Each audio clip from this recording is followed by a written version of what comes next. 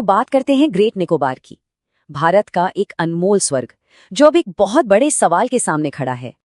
ये है भारत के सबसे शानदार ट्रॉपिकल रेन फॉरेस्ट में से एक, बिल्कुल अछूता, बिल्कुल असली।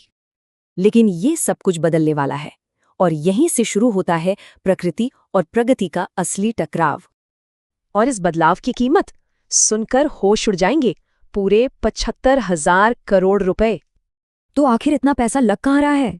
मकसद है इसे एक बड़ा लॉजिस्टिक्स और इकोनॉमिक हब बनाना। लेकिन सवाल वही है, इस जबरदस्त डेवलपमेंट की असली कीमत क्या होगी? कीमत है यहाँ की अविश्वसनीय बायोडाइवर्सिटी। सोचिए, हाल ही में 40 नई प्रजातियां मिली हैं। इन्हीं में शामिल है स्टीव इरविन के नाम पर एक नया सांप और एक नई चिड़िया की प्रजाति। मतलब ग्रेट निकोबार सचमुच एक बायोडाइवर्सिटी हॉटस्पॉट है, पेड़ पौधों और जानवरों का एक अनमोल खजाना। ये एक लाइन इस प्रोजेक्ट के पर्यावरणीय समझौते पर बिल्कुल सटीक बैठती है ना? अब ये लड़ाई सिर्फ जंगल में नहीं लड़ी जा रही, ये पहुंच गई है देश की सबसे बड़ी अदालत में। और इस पूरे विवाद के केंद्र में है एक कानूनी दांवपेच जिसे कहते हैं रेट्रोस्पेक्टिव क्लियरेंस। पहले तो सुप्रीम कोर्ट ने इस पर रोक लगाई, लेकिन फिर एक दूसरे फैसले ने सब कुछ पलट दिया।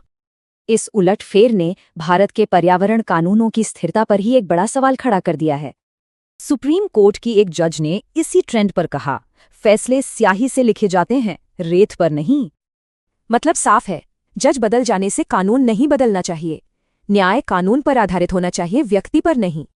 कानूनी भाषा में इसे स्टेयर डिसिसिस कहते हैं, मतलब पुराने फैसलों का सम्मान करना ताकि कानून स्थिर रहे। और ये जरूरी क्यों है? क्योंकि इसके बिना कानून अप्रत्याशित हो जाता है और अदालतों पर भरोसा कम होता है। तो ग्रेट निकोबार की ये कहानी हमें एक बड़े सवाल के साथ छोड़ जाती है, क्या कानून हमें एक स्थिर रास्ता दिखा सकता है?